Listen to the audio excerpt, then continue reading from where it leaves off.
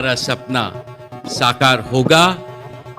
अगर आपका जवाब है तो आपके पास एक तरफ बॉलीवुड का सिंघम अजय देवगन, दूसरी तरफ भारत के सबसे ताकतवर बिजनेसमैन मुकेश अंबानी, और बीच में एक war movie battle of Galwan. लेकिन जब एक फिल्म सिर्फ फिल्म न रहे बल्कि ईगो, पावर और नेशनलिज्म की जंग बन जाए, तब क्या होता है? क्या सच में अजय देवगन ने अंबानी एम्पायर को चैलेंज कर दिया? क्या गलवान मूवी को रोकने की कोशिश हो रही है? और सबसे बड़ा सवाल, कौन जीतेगा, बॉलीवुड या बिजनेस? आज का वीडियो पूरा देखना, क्योंकि जो डिटेल्स आप सुनने वाले हो वो शॉक कर देने वाली है। 2020 गलवान वैली क्लैश ने पूरे भारत को हिला दिया था। देश भर में गुस्सा, इमोशंस और नेशनलिज्म पीक पर था। और अब बॉलीवुड उसी इंसिडेंट पर एक बिग बजट वॉर मूवी बना रहा है, बैटल ऑफ गलवान।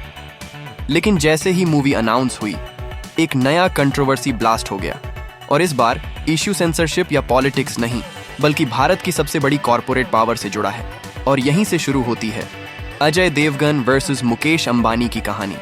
जब battle of Galwan movie announce हुई, लोग एक्साइटेड थे, क्योंकि बॉलीवुड में रियल वॉर मूवीज बहुत कम बनती हैं।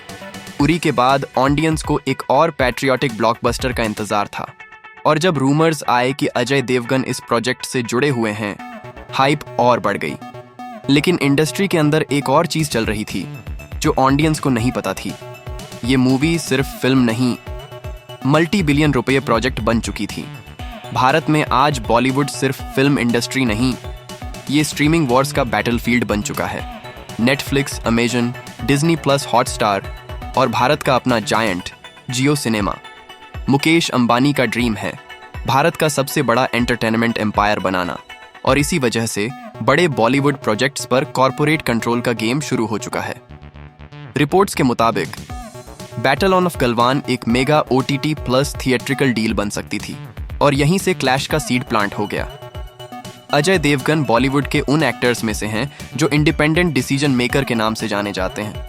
वो किसी कैंप का हिस्सा नहीं, किसी कॉर्पोरेट के कंट्रोल में नहीं। इंडस्ट्री इनसाइडर्स के मुताबिक अजय देवगन चाहते थे कि बैटल ऑफ गलवान को थिएट्रिकल पैट्रियोटिक ब्लॉकबस्टर बनाया जाए। Big screen, Republic day release, mass audience. उनका मानना है वॉर मूवीज को थिएटर में ही देखना चाहिए, OTT पर नहीं। और यहीं पर एंट्री होती है अंबानी एंटरटेनमेंट स्ट्रेटेजी की। पैंडेमिक के बाद एंटरटेनमेंट इंडस्ट्री बदल चुकी है। OTT प्लेटफॉर्म्स चाहते हैं बड़ी मूवीज सीधे स्ट्रीमिंग पर आएं। क्यों? सब्सक्राइबर्स बढ़ते हैं, ग्लोबल रीच मिलती है, गारंटीड प्रॉफिट मिलता है। और अगर भारत का सबसे ताकतवर OTT प्लेयर किसी प्रोजेक्ट में इंटरेस्ट दिखा दे, तो प्रेशर ऑटोमेटिकली क्रिएट हो जाता है। इंडस्ट्री रूमर्स कह रहे हैं कि बैटल ऑफ गलवान के डिस्ट्रीब्यूशन को लेकर मेजर डिसएग्रीमेंट हुआ। एक साइड थिएटर रिलीज फर्स्ट, दूसरी side OTT plus hybrid release. और जब पैसा $1 बिलियन लेवल का हो, तो डिसएग्रीमेंट जल्दी ईगो क्लैश बन जाता है। जैसे ही ये बात इंडस्ट्री सर्कल्स से मीडिया तक पहुंची, हेडलाइंस एक्सप्लोड करने लगी। Bollywood versus corporate power, Ajay Devgan takes stand for theatres, streaming giants eye war movie. Social media पर फैंस डिवाइड हो गए। एक ग्रुप कह रहा था अजय देवगन सिनेमा हॉल्स के लिए लड़ रहे हैं, दूसरा कह रहा था OTT ही फ्यूचर है। और इस डिबेट ने कंट्रोवर्सी को और फ्यूल दिया। गलवान इंसिडेंट भारत के लिए इमोशनल टॉपिक है, इसलिए लोग एक्सपेक्ट कर रहे हैं कि फिल्म रिस्पेक्टफुल और ग्रैंड होनी चाहिए। अगर मूवी OTT पर सीधे रिलीज होती है, कुछ लोग इसे नेशनल इवेंट का डिसरिस्पेक्ट मान सकते हैं। और अगर थिएटर रिलीज होती है, तो कॉर्पोरेट प्लेटफॉर्म्स का लॉस हो सकता है। यानी हर डिसीजन का फाइनेंशियल प्लस इमोशनल इम्पैक्ट है। सच क्या है? बॉलीवुड का पुराना system, producers decide, theatres release, satellite rights, OTT। नया system, OTT decide, global release, theatres optional. यानी पावर शिफ्ट हो चुकी है। और अजय देवगन जैसे एक्टर्स इस शिफ्ट को स्लो करना चाहते हैं। कॉर्पोरेट जायंट्स इस शिफ्ट को फास्ट करना चाहते हैं। बैटल ऑफ गलवान मूवी इस पावर ट्रांजिशन का सिंबल बन गई। YouTube comments, Twitter trends, Instagram reels, हर जगह एक ही डिबेट, सिनेमा हॉल या OTT।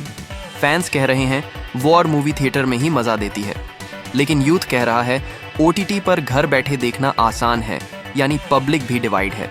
और जब पब्लिक डिवाइड हो, कंट्रोवर्सी और वायरल हो जाती है।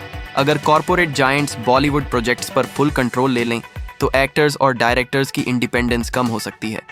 और अगर स्टार्स कॉर्पोरेट डील्स रिजेक्ट करने लगें तो फंडिंग रिस्की हो सकती है, यानी दोनों साइड्स के लिए स्टेक्स हाई हैं। बैटल ऑफ गलवान अब सिर्फ मूवी नहीं, future of Bollywood business model का टेस्ट बन चुकी है। क्या ये असली फाइट है या सिर्फ मीडिया हाइप? सच शायद बीच में है। इंडस्ट्री में डिसएग्रीमेंट्स नॉर्मल होते हैं, लेकिन जब नाम अजय देवगन और मुकेश अंबानी जैसे बड़े हों तो हर रूमर हेडलाइन बन जाता है और ऑडियंस के लिए ये बन जाता है अल्टीमेट शोडाउन स्टोरी। सोचो, रिलीज डे, अगर मूवी थिएटर में आती है अजय देवगन विन नैरेटिव, अगर OTT पर आती है कॉर्पोरेट पावर विन नैरेटिव, और अगर हाइब्रिड रिलीज होती है तो दोनों कॉम्प्रोमाइज। लेकिन तब तक कंट्रोवर्सी का मार्केटिंग काम कर चुकी होगी और मूवी पहले ही सुपरहिट हाइप जनरेट कर चुकी होगी। कभी कभी कंट्रोवर्सीज रियल नहीं होती, वो मार्केटिंग का पार्ट होती हैं। और अगर ये सब हाइप स्ट्रेटजी हो तो बैटल ऑफ गलवान पहले ही जीत चुकी है, क्योंकि आज पूरा भारत एक ही सवाल पूछ रहा है, ये मूवी कब आ रही है? आप क्या सोचते हो? थिएटर रिलीज होना चाहिए या OTT? कमेंट करके ज़रूर बताओ। और अगर आपको बॉलीवुड कंट्रोवर्सीज, पावर क्लैशेस और इनसाइडर स्टोरीज पसंद हैं तो चैनल सब्सक्राइब करो, क्योंकि यहाँ मिलती हैं सबसे एक्सप्लोसिव अपडेट्स। मिलते हैं नेक्स्ट वीडियो में।